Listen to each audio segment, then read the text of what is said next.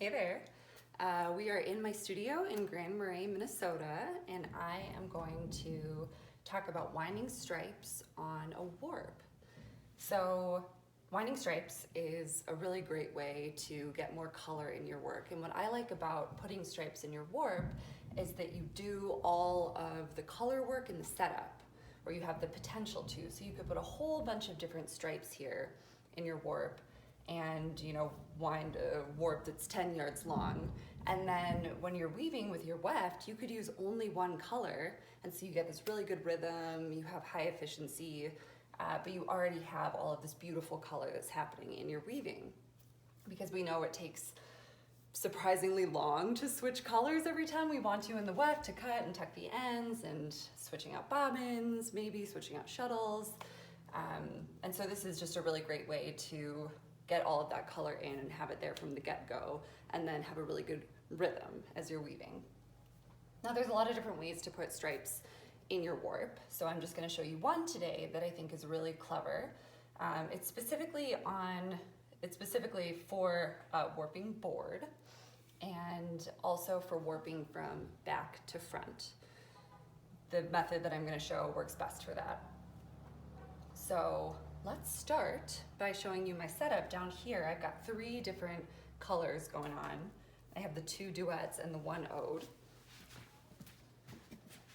And I like to have a really organized setup and get everything lined up that I'm going to use. I have something called a spool rack, and this is something that I made based off of a spool rack that I saw online.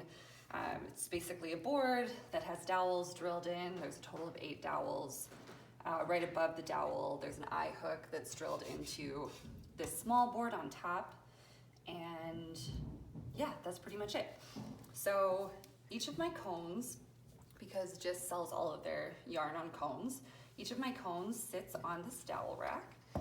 And then the yarn goes up through that eye hook there. And the reason that spool racks are really useful is because as we're warping on a warping board, our arms are moving back and forth, and it can tug at the warp. It can tug at the yarn on the cone, and if you get it from the wrong angle, it can actually knock your cone over, and maybe some of you have experienced that before. And so when we thread the yarn through like this eye hook here, you can move the yarn any direction, and it is giving it this really clear path that goes up through here, and so it doesn't matter when you're warping which way you're moving back and forth. It's gonna pull up nice and straight. So not everybody has one of these. They're great to have, they're kind of easy to make. You can buy them, but if you don't have one, this is a trick that I learned from Handwoven's Madeline Vanderhoot. You can use a milk crate.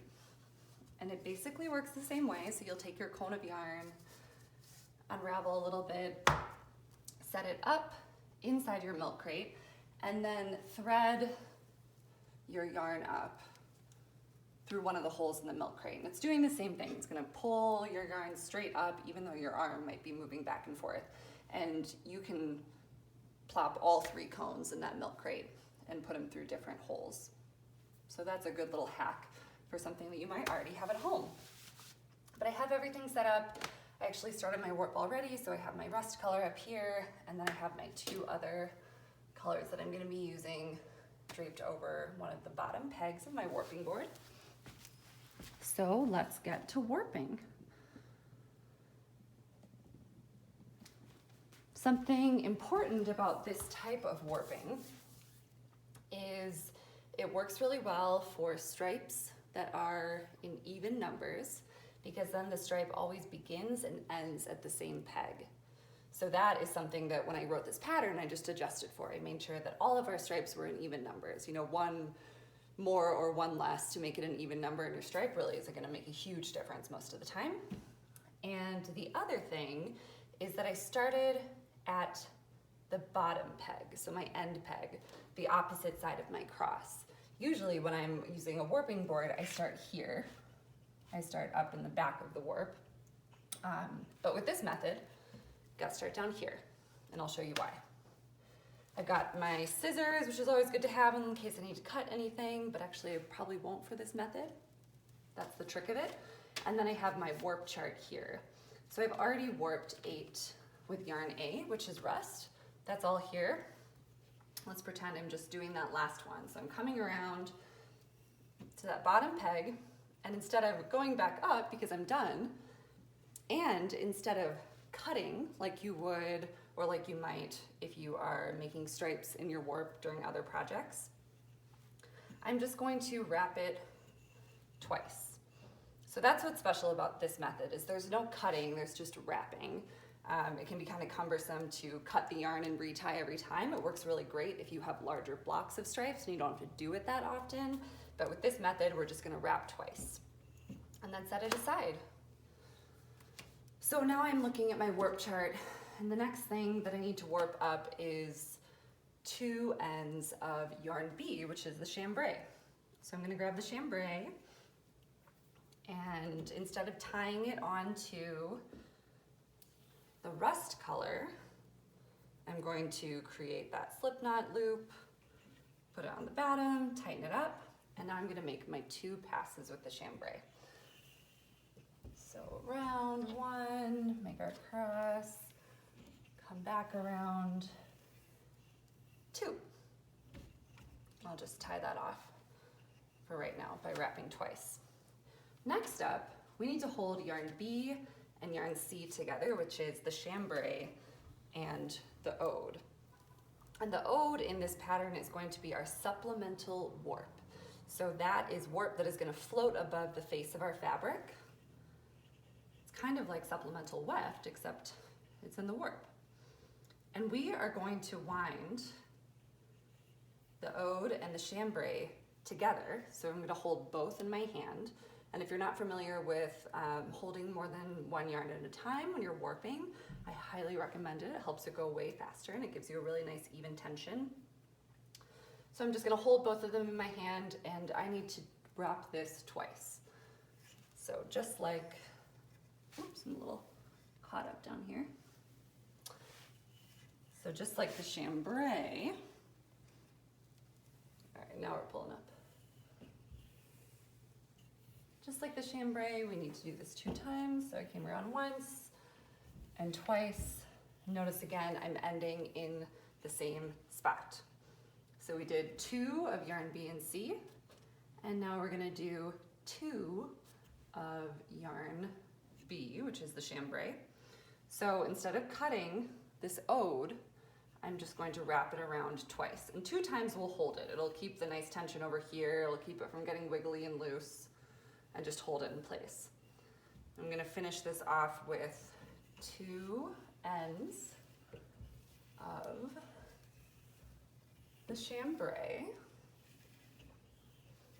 So now I've got all of my yarns going. Again, wrap it twice, move it into place. So I have 3 yarns down here, the duet, the 2 duet, and the ode. And I'm just gonna be grabbing the next one that I need and pulling it over and just continuing to warp. So it's kind of gonna look like a mess down here, but the important thing is that up here in the cross, everything is gonna be in the right place. And at the end, we'll just be able to pop off all of that, the extra long loops from wrapping 2 times and just cut them all to length, and I'll show you that. So let's finish this little warp stripe off here. We're gonna do yarn A again. I need to do 6 of the rest, and so I'm just pulling the rest from the back. I haven't used it in a little while, but I'm pulling it around just like it was the next one coming. And I'm gonna do my 6 of rust. So 1, 2, 3. Sometimes I get ahead of myself counting. 4, 5, and 6.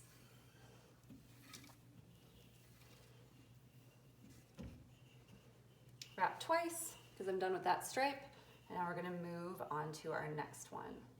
And I'm going to show you what this looks like in just a second. So here is a good close-up of that bottom peg And I just want to correct that in the end of the last clip, I only tied the rest 6 times and I was supposed to tie it 8. So I went ahead and corrected that. But we have all 3 of our warping yarns just hanging out there. We don't need to clip and tie onto each other. And it's gonna look a little bit messy. Like you can see the tail from where I tied on the ode, and you can see the rest kind of like reaching over since we haven't used it in a while when it was time to start using it again.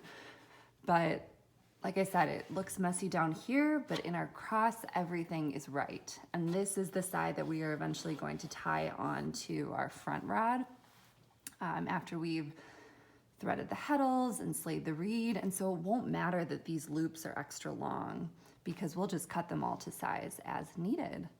But we are seeing the beginning of a really beautiful striped warp. So I'm gonna go ahead and finish this off, and then we will take it off the warping board together. So here is our beautiful striped warp. You can see about half of it right now because I only did half the warp chain. And then this is our bottom peg.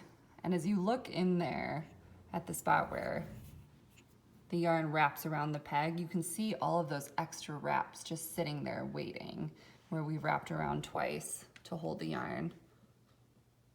So now let's take it off the warping board.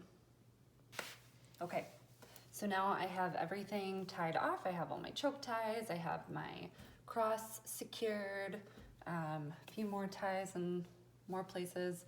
Love this warp. It's kind of like an adjacent primary triad with that red, yellow, blue. But here we go, let's take it off of the warping board.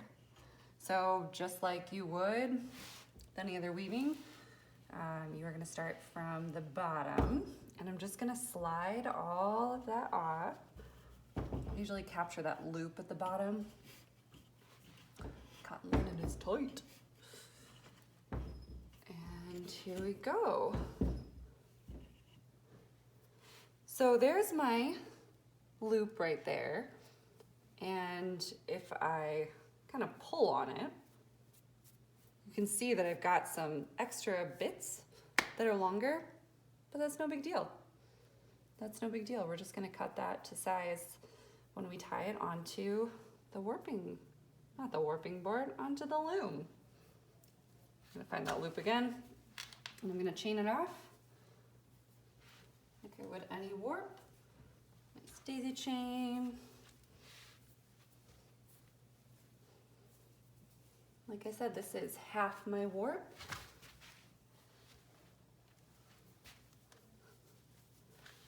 Got my cross on this side, and we are all ready to wind our next warp. And then we will put this on the loom. So I hope this was helpful in learning a new way potentially to wind some stripes, especially little itty bitty stripes, and carry on. Happy weaving.